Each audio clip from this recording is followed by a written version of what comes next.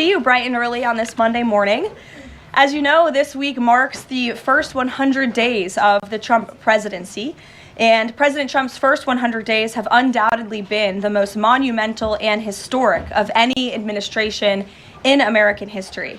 President Trump has already delivered on hundreds of promises he made to the American people, and we will continue to talk about all of them throughout this week. Tomorrow, I will host a press briefing at this same time, bright and early again, to highlight the Trump administration's economic accomplishments with our Treasury Secretary, Scott Bessent. And tomorrow night, President Trump will travel to Michigan to discuss all that he has achieved on behalf of the American people. On Wednesday, the president will host an open press cabinet meeting where each cabinet member will discuss their success thus far and their plans for the future. Today, we kick off 100-day week with a focus on the president's historic effort to secure our southern border. Later this afternoon, President Trump will sign an executive order on law and order and another executive order on sanctuary cities. The first EO will strengthen and unleash America's law enforcement to pursue criminals and protect innocent citizens. The second EO is centered around protecting American communities from criminal aliens, and it will direct the Attorney General and Secretary of Homeland Security to publish a list of state and local jurisdictions that obstruct the enforcement of federal immigration laws. After these are signed, the president will have signed more than 140 executive orders already, rapidly approaching the total number signed by the Biden administration over the course of 4 years in office. Speaking of Joe Biden, it was his awful open border policies that recklessly allowed more than 10 million illegal aliens to invade the United States over the past 4 years. Innocent Americans like Laken Riley, Jocelyn Nungray, Rachel Morin, and so many others were viciously murdered at the hands of these illegal aliens as a result of Biden's dereliction of duty. That's why one of President Trump's central campaign promises was to secure the border and end this invasion. In just under 100 days, 99 now to be exact, the president has overwhelmingly delivered on that promise. America's borders are now secure because of President Trump. He has restored the rule of law, enforced our immigration laws, and defended America's sovereignty. The president immediately declared a national emergency on the southern border, deployed the U.S. military and Border Patrol to repel the invasion, and ended reckless catch-and-release policies. The results have been nothing short of extraordinary. Between President Trump's inauguration and April 1 of this month, only 9 illegal aliens were released into the United States, a staggering 99.99% decrease from the more than 184,000 illegal aliens who were released into the country under Biden during the same period last year. The number of unaccompanied illegal alien children arriving at the border has also hit a record low. Total attempted illegal crossings at the southwest border hit a record low in February, only to fall to another new record low again last month in March. Just listen to these incredible numbers. In March 2024, under Joe Biden, Border Patrol encountered approximately 140,000 illegal aliens at the southwest border.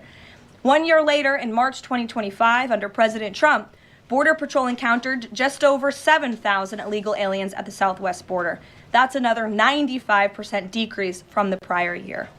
The first piece of legislation President Trump signed into law was the Laken Riley Act, which requires illegal aliens arrested or charged with theft or violence to be detained. President Trump also reestablished the successful Remain in Mexico policy from his first term to ensure that aliens who arrive at our southern border and claim asylum are returned to Mexico to await their hearings instead of being allowed into our country while they wait. The president has also restarted construction of his signature advanced border wall. More than 85 miles of new border barrier are already in various stages of construction and planning. And Border Patrol, in collaboration with the Department of Defense and the great state of Texas, have deployed 75 additional miles of temporary barriers across the southern border. The Trump administration, as you know, has also ended the disastrous CBP-1 app, which Joe Biden exploited to facilitate the migration of nearly 1 million illegal aliens into the country. The Department of Homeland Security has relaunched this as the CBP Home app to provide illegal aliens in the U.S. a straightforward way to declare their intent to voluntarily depart. For years, Joe Biden's weakness in open border policies allowed vicious cartels to functionally control, through a campaign of terror, rape, and brutal force, nearly all illegal traffic across the southern border. President Trump has put a stop to this, in record time. He designated these heinous cartels as foreign terrorist organizations and invoked the Alien Enemies Act to immediately apprehend, detain, and remove these massive threats who have flooded our country with deadly drugs, violent criminals, and vicious gangs. The Trump administration is working 24/7 to successfully arrest and deport these illegal criminals and foreign terrorists from our communities. We are in the beginning stages of carrying out the largest deportation campaign in American history. Over this past weekend, it was announced that through Operation Tidal Wave, a joint effort between ICE Miami and Florida law enforcement agencies, nearly 800 illegal aliens were arrested during the first 4 days alone. Among those arrested were a Colombian murderer, alleged MS-13 and 18th Street gang members, and a Russian with a red notice for manslaughter. And on the other side of the country, in the early Sunday morning hours, DOJ and DHS together launched a joint raid of an illegal alien underground nightclub used by Tren de Aragua in Colorado Springs, Colorado. DHS took more than 100 illegal aliens into custody, and many drugs and weapons were also seized. Operation Tidal Wave is a preview of what is to come around this country. Large-scale operations that employ our state and local enforcement partners to get criminal illegal aliens off our streets. As always, President Trump and our entire administration are grateful for the courageous law enforcement officers who are putting their lives on the line every single day to protect their fellow Americans and to keep our country safe. After 4 years of being vilified and hamstrung by the Biden administration, heroic ICE and CBP officers finally have a president who has their backs and is allowing them to do the jobs they signed up to do. There's no person who can attest to that more than our incredible border czar here at the White House, Tom Homan, who has dedicated his professional career to protecting our country and enforcing the law. I will let Tom deliver some short remarks, and then we'll open it up for questions today. Thanks for being here, Tom. Thank you. Just a few things. Look, I started in the Border Patrol in 1984. I've been at this for over 40 years. I worked for 6 presidents, starting with Ronald Reagan. Every president ever worked for took border security seriously, because you can't have national security if you don't have strong border security. We got to know who's coming in, what's coming in, where's coming in, why it's coming in, right? Even President Obama and President Clinton took some steps to secure the border because they understood national security was important. Joe Biden was the first president in the history of this nation who came in office and unsecured the border on purpose. That's just a fact. We handed the Biden administration, after President Trump's first administration, we handed the Biden administration the most secure border in my lifetime, and he unsecured it on purpose. Now President Trump and this administration here, the success is unprecedented. We beat Trump's first administration on border success. Border numbers are historic low. Today, as I'm standing here, we have the most secure border in the history of this nation, and the numbers prove it. President Trump's policies are saving lives every day. There's been studies done that says 31% of women that make that journey through use of cartels get sexually assaulted. When President Trump has illegal immigration down 96%, when 96% less people are coming, how many women aren't being sexually assaulted by the cartels? How many children aren't dying making that journey? How many women and children aren't being sex trafficked into this nation? How many known suspected terrorists aren't making it into this country? How many pounds of fentanyl isn't getting into this country to kill young Americans? How many women and children aren't sex trafficked? Under Joe Biden, sex trafficking is up 600%. We had 4,000 aliens dying making that journey. We had 250,000 Americans dead from fentanyl that came across an open border. President Trump's policy saves lives every day. Even the border wall saves lives. The people want to hate on the border wall. Every place a border barrier has been built, illegal migration's declined, illegal drug flows decline. But you know what no one talks about? The border wall saves lives. Because the most vulnerable, the women and children, can't get over that wall, which means they're going to a place where there's not a wall. And what's waiting on them? The men and women of the United States Border Patrol who will take care of those humanitarian needs, the health needs right off the bat. We just went over the numbers. Now let me talk about a few numbers that are important to me. Under the Biden administration, we averaged over 11,000 many days, over 12,000, even some days 15,000 illegal entrants in the United States. 15,000. You know what the number was the last 24 hours? 178. 15,000 to 178. Unprecedented success. On an average day in the Biden administration, known gotaways. People we knew crossed the border because they're on video, drone traffic, or sensor traffic. Crossed the border, weren't apprehended, weren't fingerprinted, weren't vetted. Average day under Joe Biden, more than 1,800 gotaways. Yesterday, 38. 38 too many? We'll get that to 0. But we went from 1,800 to 38. And finally, that was said earlier, under the first 100 days, or it was actually January 20th to April 1st, last year, 184,000 illegal aliens were released into the United States. Under this administration, 9. 4 of them were material witnesses in a criminal investigation. We need them here to testify in a serious criminal trial. 4 was extreme medical condition. We couldn't return them because they were in such bad shape. And 1 was a humanitarian issue. This is unprecedented success. The border secure. President Trump saving lives. President Trump has proven no one does this better than President Trump. There is no equal, it's not even close. So God bless the men and women of the Border Patrol. God bless the men and women of ICE who strap a gun to their hip every day, put on a Kevlar vest to not only secure our border and protect our national security, but the ICE agents in the interior, they're removing public safety threats and national security threats every day. While you're all sleeping at 2, 3 o'clock in the morning, there are men and women out there enforcing the law and making this country safe again. And we're going to keep doing it. It's full speed ahead. So I'll leave it at that. Awesome.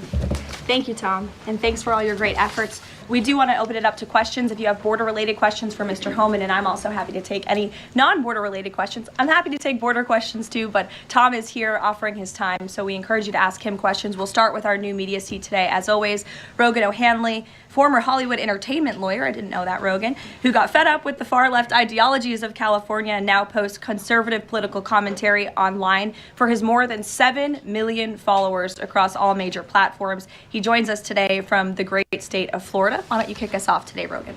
Thank you, Caroline. In Trump's first 99 days, we've seen a coordinated assault on the rule of law by radical judges who are thwarting his agenda with an unprecedented number of national injunctions. These judges are providing more due process to violent MS-13 and Tren de Aragua illegal aliens than they did for American citizens who peacefully protested on January 6th. As Stephen Miller has highlighted, it would be utterly ridiculous to have full trials and appeals for the more than 15 million illegal aliens that came across our border under Joe Biden.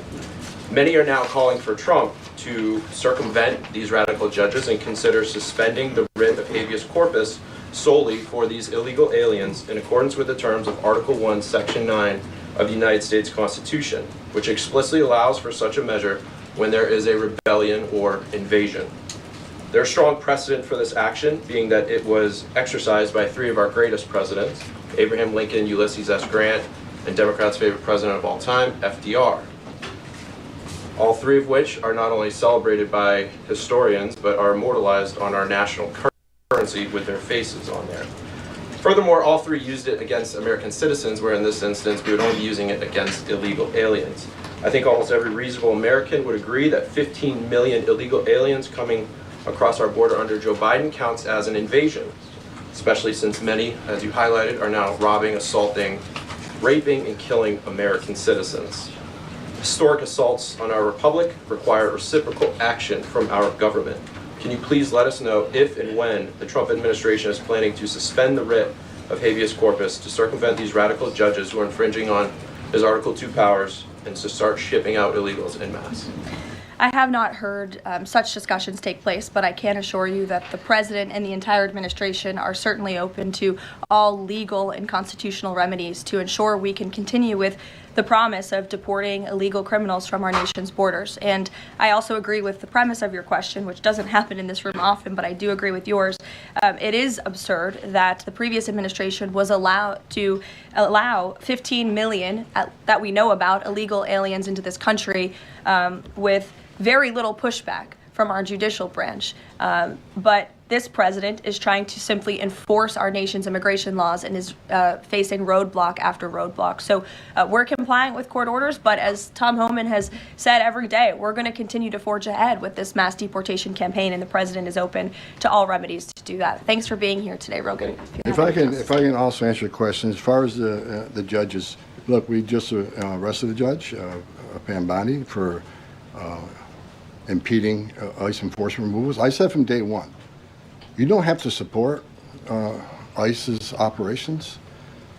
You can support sanctuary cities if that's what you desire to do. Sanctuary cities can stand aside and watch ICE keep their communities safe, because any public official, whether you're mayor, city councilman, or governor, their number one responsibility is protection of the communities. And ICE has been clear, we're targeting public safety threats and national security threats.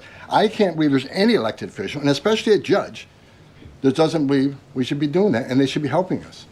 But I said from day one, you can sit aside and watch, you can argue against us all you want and protest all you want, but when you cross that line, I've said this 1,000 times, when you cross that line to impediment or knowingly harboring, concealing an illegal alien from ICE, you will be prosecuted, judge or not.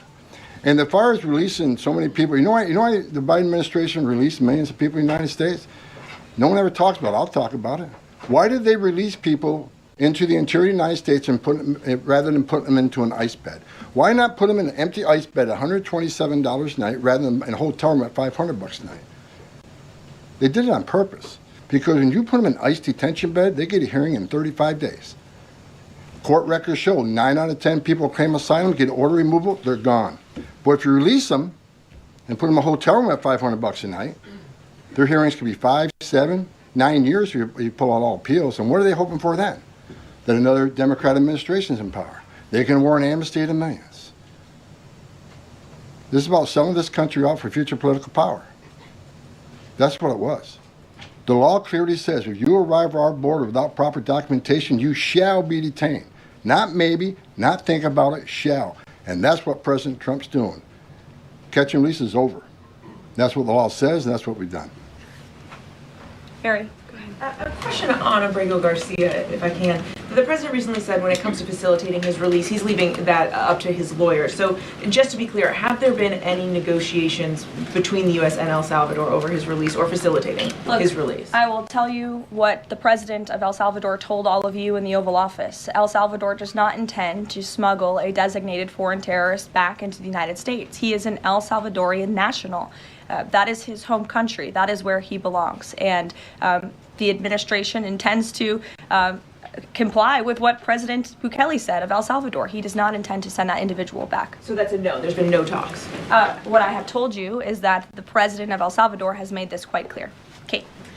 Carolyn, can you tell us more about the meeting between President Trump and President Zelensky over the weekend? Did that meeting change anything? Did Trump leave that meeting thinking any differently about negotiations and next steps on this? Look, the president talked about this after the meeting himself yesterday when he took questions from reporters on Air Force One.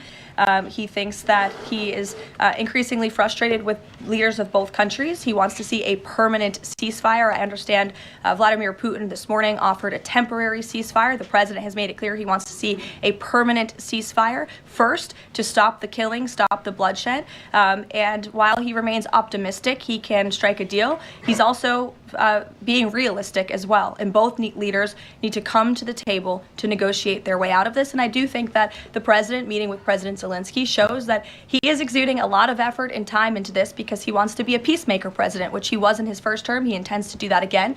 And this is an incredibly difficult situation and conflict that President Trump inherited from President Biden, who allowed this war to start in the first place, but he's focused on solving this problem. Does anyone have border questions? Sure. Okay. Thank you, Caroline. If border crossings are at a record low, why should it still be considered an emergency?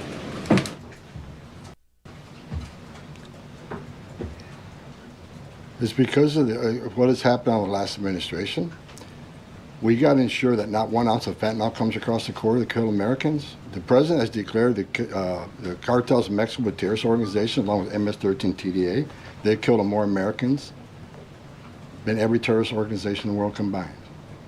It's an emergency till we shut it down. It's an emergency till the cartels are wiped off the face of this earth. President Trump's committed to saving every life. Now, I just mentioned gotaways, 38 yesterday. Who are the gotaways? Where do they come from? We had over 2 million gotaways under Joe Biden's administration. Why did 2 million people pay more to get away? Under the Biden administration, you pay a cartel this amount of money to cross the border. Cartel's job ends at the border. Just turn yourself in a green uniform. Get released in 24 hours. Get a free airline ticket to the city of your choice. Get a free hotel room. Get 3 meals a day. Get free medical care. Get work authorization in 90, 120 days, which is the real reason they came here. Why did 2 million people pay more to get away? Because they didn't want to be vetted. They didn't want to be fingerprinted. We've arrested over 400 people on the terrorist watch list coming across the southern border in 4 years. How many of the 2 million came? How many of the 2 million came from countries sponsoring terror? If you think it's zero, then you're ignorant. This is the biggest national security failure this country's ever seen. This is the border emergency until we end it, end all of it. We're making good strides. But right now, it's still an emergency until we shut it down. Go ahead. This is a question for Mr. Homan. Late last week, there were 3 U.S. citizen children who were removed with their mothers who were in the United States illegally. There have been a federal judge in Louisiana who was appointed by President Trump said that he was concerned that there was, quote, no meaningful process. Are you concerned that due process, at least for the U.S. citizen children, is being flouted and that the speed at which the enforcement is being done could lead to errors, as was the case in the Kilmar-Abreu-Garcia case? And then also if you could give an update on the deportation numbers under this administration and whether you're pleased with them. First of all, I don't accept the term error in Abreu-Garcia. There was an oversight. There was a withholding order. But things have changed. The facts around the withholding order has changed. He is now a terrorist, which is the withholding order set aside. And the gang he was fearing from being removed to El Salvador no longer exists. So the facts around that case are totally different. I'll let the lawyers litigate that. But as far as the 3 USC kids, I'd said from day one that if you enter this country legally, it's a crime. If you remain in this country legally and you ignore a judge's order about deporting, if you choose to have a U.S. citizen child, knowing you're in this country legally, you put yourself in that position. You put your family in that position. What we did is remove children with their mothers who requested the children depart with them. This was a parental decision. Parenting 101. The mothers made that choice. And I tell you what, if we didn't do it, the story today would be Trump administration separating families again. No, we're keeping families together. So when a parent says, I want my 2-year-old baby to go with me, we made that happen. They weren't deported. We don't deport U.S. citizens.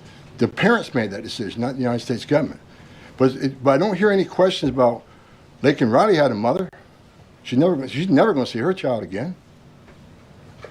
Rachel Morin, she had 5 children. Those children are never going to see their mom again. This administration is doing the right thing. Every public safety threat we arrest from this country and remove them, this country is much safer. So parents will make a decision what happens to their child.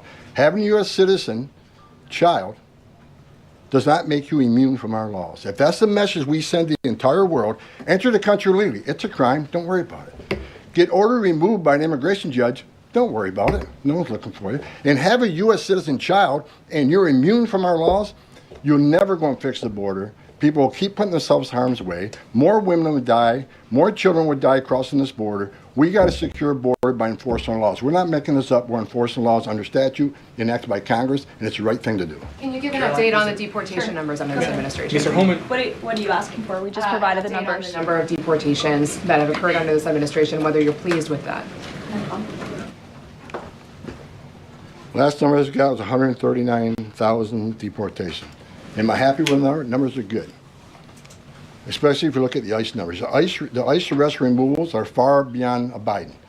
But I read the media. Oh, ICE, the deportations are behind Biden administration. Well, why? Because they counted border removals. We don't have 10.5 million people crossing the border. We don't have border removals. So Joe Biden could have deported 5% of his encounters, and the numbers will still be higher than us on the border removals because we have a secure border, the most secure border in the history of this nation. Compare apples to apples, ICE arrests and deportations are far more than Joe Biden. That's right. Caroline. Sure, go ahead. Mr. Homan, talking about the border wall, can you give us an update as far as how many miles are being built today? And Is Mexico paying for it, as the president said they were going to? Well, first of all, I'll answer that question because I already answered it in my opening remarks. To date, since January 1st, there's been more than 85 miles of new border wall construction in various stages of that construction and planning. The president has made it clear to Congress that we want to see more funding for not just border wall construction, but also to support our ICE agents and our Border Patrol agents who are on the ground facilitating with this mass deportation effort. So he's clear that Mexico is not going to pay for it? Is that what you're saying? Let's address that. Trump said Mexico will pay for the wall. They have in a roundabout way, have they not? Putting 10,000 military on the northern and southern border, taking the action they did remain in Mexico. They didn't have to do that. They're doing it. Putting military on the southern border. Have moved illegal immigration to a record low. We're saving millions of dollars every day on detention, transportation, removal proceedings. We've more than made up for the cost of that wall because of the actions of Mexico. So is Mexico helping build that wall? Yeah, because we're saving so much money, millions of dollars a day, that we can afford to build that wall. So actually, yes, they're helping to build the wall. John Miller. Thanks a lot, Caroline. Mr. Homan, a question for you. You're the border czar. Can you give an estimate as to how many individuals are in the United States illegally? That's number one, and I'm sure you're very familiar with that number, an estimate. And the second question is, I have a list that the White House put out of individuals, 100 ICE arrests since the beginning of the president's term, and the people are arrested for various very serious crimes. First-degree murder, convicted of rape, convicted of murder and aggravated burglary, sexual assault of a child. How many of the individuals that are in the United States illegally are people like this, really bad people? Well, first of all, how many illegal aliens I think in the United States? At least 20 million. So where'd you come up with that number? We've been speaking about 12 million for 20 years. We know we got 10.5 that we know of came to the border. How many don't we know of? I talked about known gotaways at 2 million. How many unknown gotaways we have? Like between the Big Bend sector in Texas where there's no technology, how many 1,000 people did get across through there? We wouldn't know. We would know now. But, you know, so I would venture over 20 million. But your question is, last count, last I looked, there was about 700,000 illegal aliens with criminal charges walking the streets of this country. 700,000. And that's what we're looking for now. That's what we're prioritizing. Them and national security threats. We'll go to the back row. Thanks, Caroline. Yes. For Mr. Homan, I'm Taylor with Spectrum News. We have a station up in Rochester, New York. It was reported you're visiting there tomorrow. Can you talk a bit about the purpose of your trip? I know the Trump administration is suing the city over its sanctuary city policies, how the executive order Caroline alluded to ties into it, and what your message is for communities and community leaders who say, we're able to establish our own rules here. We're worried about this input from the federal level. Can you talk a bit about that? Well, same thing I talked about earlier. I don't think any elected mayor, any elected governor should want public safety threats, those illegally in the United States, public safety threats walking through the community. And what happened in Rochester, HSI agent called for emergency assistance. Officers of Rochester PD responded to a call from emergency assistance from a federal law enforcement officer. They responded. Then they got disciplined. I don't think anybody can come up with one instance where an ICE agent, a Border Patrol agent, didn't respond to an emergency call from assistance from any law enforcement agency. Cops need to help cops, especially in an emergency situation. But they got disciplined. And I met those officers down in Nashville soon after that. I think it was a couple of days after it. And I told them I stand with them. They did the right thing. Law enforcement responding to emergency assistance from law enforcement. So I'm going up there to support the men and women of law enforcement, the men and women who carry that badge and gun every day. They're working the streets at 2 a.m. while we're all sleeping.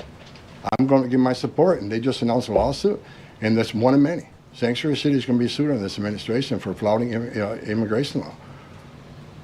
I mean, the law is clear, and they're violating it, and this administration is going to take actions. I'm going up there to show my support of men and women of law enforcement. I started as a cop, and the community. I'm showing support for them. Because the community wants their police officers to be officers too. The communities don't want public safety threats walking around their communities either. And that's what it's all about, and that's why I'm going. Caroline. Sure. Thanks, Caroline. Mr. Homan, how close are you to housing migrants at U.S. DoD facilities like Fort Bliss in Texas? Well, we're already housing at Guantanamo. Fort Bliss is being ramped up, so in the very near future. I don't have a timetable because things need to be done, construction needs to be done. We're making sure the facilities are ready to accept. We're making facilities are able to care for the people. They're going to be detained, so I don't know the timeline right now. It changes every day because of various issues, but we're working on it. Are you intending to hold families there, including families with American citizen children? Family residential centers are for families. They're not jails, they're open-air campers built for families, which means they have child psychologists, they have pediatricians. And why family residential centers? Because we want to make sure that child is with a parent. Unlike the last administration who stopped DNA testing, many investigations of children being smuggled in the country with some that wasn't related to them claiming to be a parent. So we're going to make sure children are with parents. We're going to make sure that's actually a family and that child ain't being trafficked. That's the main reason. Regarding the executive order on sanctuary cities, is the administration planning to pursue any more investigations or prosecutions like was done against the judge in Wisconsin against local officials? Well, we'd have to defer you to the Department of Justice, obviously, for specific prosecutions or cases against individuals. But as I said in my remarks, the executive order the President will sign later this afternoon does direct the Attorney General and also Kristi Noem, our great Secretary of Homeland Security, to provide a list of sanctuary cities in which local officials are not complying with this federal order and are not complying with federal immigration laws. It's quite simple. Obey the law, respect the law, and don't obstruct federal immigration officials and law enforcement officials when they are simply trying to remove public safety threats from our nation's communities. The American public don't want illegal alien criminals in their communities. They made that quite clear on November 5th, and this administration is determined to enforce our nation's immigration laws, and we're happy to provide the text of that executive order, and as I said, the President will be signing it later this afternoon. Sure. Excuse me. I want to talk about farm workers. The President said earlier this month that there could be leniency for some undocumented farm workers.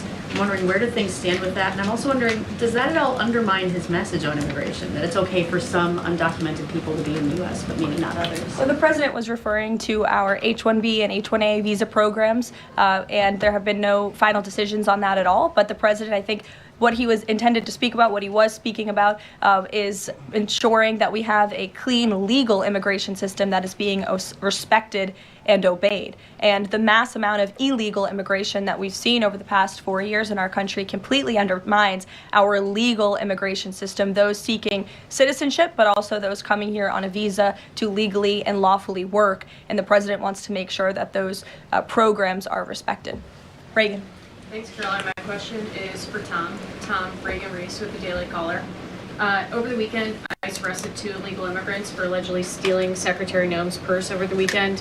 What can you tell us about these individuals' immigration history as well as their criminal history? I don't have the criminal history, but I know the one that stole the purse is supposedly in the country illegally. But, pick the wrong person to steal first from. I mean, Secretary Noem's a strong secretary. I know I've been talking about the success of men and women of the Border Patrol and ICE, but under her strong leadership, she's a game changer. So I'm happy to work with her, despite the media I've read that me and Kristi Noem have differences. Me and Kristi Noem are attached at the hip. There's no daylight between us. We're both going to push the President's agenda. She's a strong secretary, and I'm glad she's in here. And I'm glad, but again, that illegal alien, pick the wrong person, steal first from. I'm telling you. Mary Margaret, go ahead. Thank you, Caroline. I have 2 questions, one for Mr. Homan, one for you on the White House Correspondents' Dinner. I'd like to start with you, though, Tom Homan. This list has a very high number of sexual assaults on a child. Can you comment on that and why there's so many crimes against children committed by illegals in this country? I don't know why. It's sick. It's the worst crime in the world is when you sexually assault a child. I mean, the most innocent of us all. But that's why I made a statement that one time I was going to go to Boston, bring hell with me, and the media went crazy. Tom Homan says, we're going to Boston, bring hell with them. I was going to bring hell to illegal aliens that rape children. There's not more heinous crime. And as you can see, the amount of child rapists we've arrested under this administration, that could have been arrested under the Biden administration. They were out there. They had their final orders. They were out there, but they didn't go look for them. They were too busy releasing millions of illegal aliens in this country. And the numbers prove it. The removal numbers of criminals was the lowest. ICE had the lowest number of removals in the history of ICE under Joe. At the same time, you had historic illegal immigration on the border. ICE had the lowest numbers in the history of the agency. That shows the difference between two administrations. We're looking for every one of them.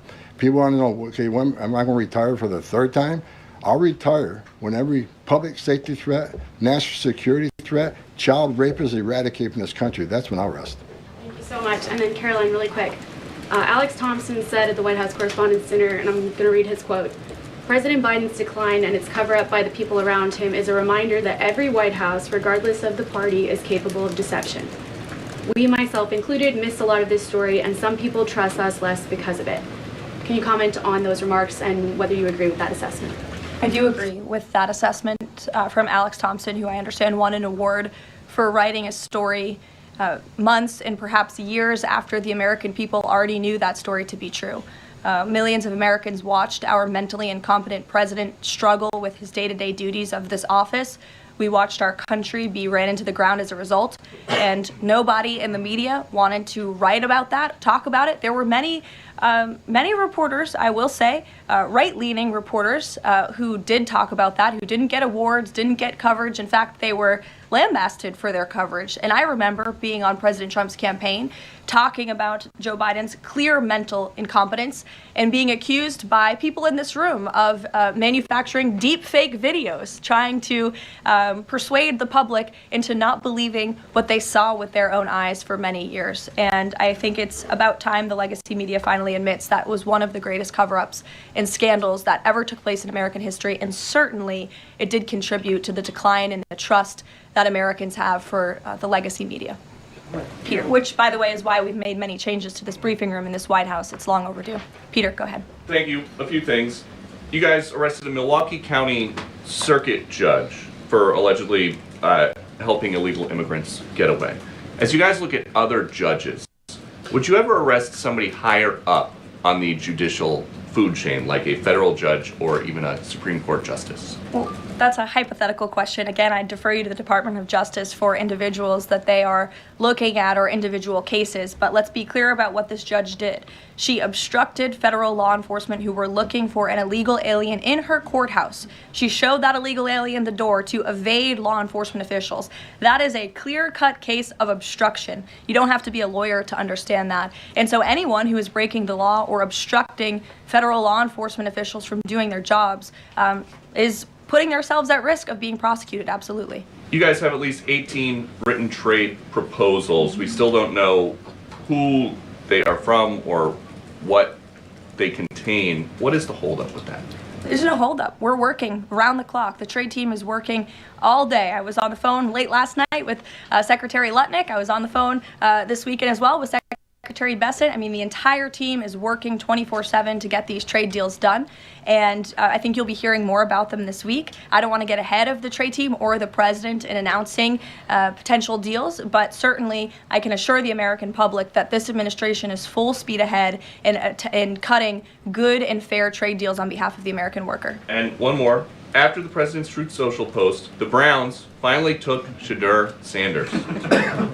Does the president think he deserves credit for Sanders getting picked? And does he think going to the Browns is better than being undrafted? Hey, I'm gonna. All I will say is the president put out a statement, and a few rounds later he was drafted. So I think the facts speak for themselves on that one, Peter. We'll go to the back row in the middle, to the blonde. Yes. Hello. President Trump has said that Secretary Hegseth will get it together. Does he think that Hegseth doesn't have it together right now? Look, the president has made his position on Secretary Hegseth quite clear. He absolutely has confidence in the secretary's ability to lead the Pentagon. It's why he nominated him for this position. It's why the Senate voted to confirm him in this position. And look at the success that DOD has had thus far. Their successful operation against against the Houthi terrorists in the Middle East. You look at the recruitment and retention levels for all branches of our armed forces are on the incline, which is exactly what this president intended to do. Secretary Hegseth has completely wiped out DEI from the Pentagon as well. And so he's going to remain focused on standing up for our war fighters, on implementing President Trump's peace through strength foreign policy agenda abroad, and the president supports him in his role. Sure. Many are wondering how these 10 or 20 million people are working. Is there some efforts to clamp down on employment because they're working somewhere to keep staying here? The number of worksite enforcement actions have tripled this year, and it's going to triple again. Because in sanctuary jurisdictions especially, if we can't arrest a bad guy in the safety and security of a county jail, and they're going to release them into community, that means we go into the community. If we can't arrest them in the community, we'll arrest them at their work site. We got to do what we got to do to arrest public safety threats. There's no sanctuary for public safety threats in this country, so worksite enforcement is going to increase even more than it already has. And another reason for worksite, the last administration stopped worksites. Where's the number one place we find victims of trafficking, victims of forced labor trafficking, and work sites? So not only are we going to enforce the law on work sites, we're going to save victims of trafficking. That's another reason we've increased worksite enforcement. Awesome. Well, go ahead, Brian. Sure. We'll take one more question. This is for Mr. Homan. We all walk by these heinous yard signs that are along Pebble Beach. What is some of the feedback that your ICE agents are getting in the field from the community as they remove these individuals from their families, their neighborhood, their schools, or all the places in their community? What's been the reaction that your ICE agents have gotten from the people who live amongst these individuals? The morale of ICE and Border Patrol is at all-time high because they're getting to uphold the oath they took, and they're enforcing the law. Border Patrol and the Biden administration, I met with hundreds of them. They felt like Uber drivers and tourist agents. These men and women joined the ranks of ICE and Border Patrol to enforce the law, make the community safer, and protect national security. I hear it all the time. There's a lot of people in this country who don't like me. I don't care. But when I walk through an airport, I have many people walking up to me and thank me for what I'm doing, and I'm not taking credit for anything. The success of the border and immigration enforcement is President Trump and the men and women wearing that uniform. God bless each and every one of them. But I take a pleasure in seeing it because in 40 years of doing this job, people always want to say, why are you so emotional when you testify? Why are you so emotional on network? Because if they wore my shoes for 40 years, they'd understand why I'm emotional. I've talked to little girls as young as 9 years old that were raped multiple times by the cartel members. And when you get to your knees and you talk to that little girl and everything innocent and pure has been ripped from her, when you listen to the Laken Riley, 17 minutes, that young lady fighting for her life, don't just think, okay, a young woman died. Think of how she died, the terror that she went through, and these children that are sexually assaulted. I stood in back of a tractor trailer and 19 dead people at my feet that baked to death. Illegal immigration is not a victimless crime. And so every sick person we take off the streets, especially child rapists, it makes this country much safer. Every illegal alien we arrest, public safety threat, one at a time, makes this country safer. But I got one thing I need to say real quick before I leave. Take your notes from me, Tom. Take my notes from me. I'm going to read it. I don't want any misinterpretation when I'm reading to you. The registration requirements under 8 U.S.C. 1302. If you're an illegal alien in the United States, this message is for you. You cannot hide from ICE. We're actively looking for you. Federal law requires every alien in the United States who has been present in the United States more than 30 days needs to register. For those 14 years or older, you need to be fingerprinted with the Department of Homeland Security. Federal law requires every alien in the United States to tell DHS in writing if you have a change of address within 10 days of changing that address. Failing to register with DHS and failure to tell DHS about your new address are criminal offenses, and they're going to be treated as such. Starting today. Make no mistake, if you're in the country illegally and you fail to do what the law requires, we will prosecute you, you will go to jail, then we'll deport you. Second law, penalties for failure to depart, 8 U.S.C. 1253. If you're an alien inside the United States who has a final order, this message is for you. If you have a final order, The Trump administration is committed to enforcing our immigration laws, especially for those aliens who have received final orders of deportation. There are currently around 1.4 million illegal aliens who have been ordered removed but remain here in violation of the law. We will aggressively prosecute, consistent with long-standing law, those aliens for failing or refusing to depart or who takes other related actions aimed at hindering their removal.